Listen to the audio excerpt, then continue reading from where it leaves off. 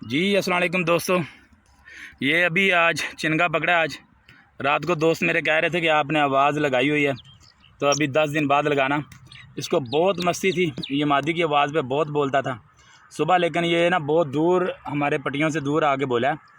तो तेज़ हवा थी माशाल्लाह। ये चिनगा पकड़ा। आज तारीख़ है, आज 3 तारीख़ 2025 और ये मेरा ख्याल छठा महीना है।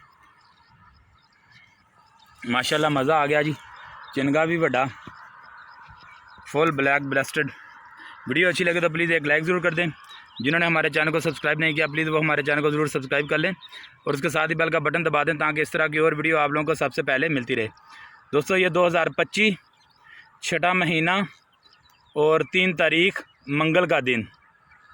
माशाल्लाह मज़ा आ गया दोस्तों, बहुत मस्ती थी और बहुत खूबसूरत आवाज़ है, मोटी और तेज़ आवाज़ है इसकी।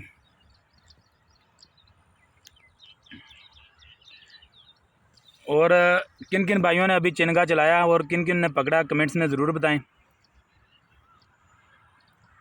ये दरिया की लोकेशन थी हमारी, ये इधर आगे बोल रहा था ये।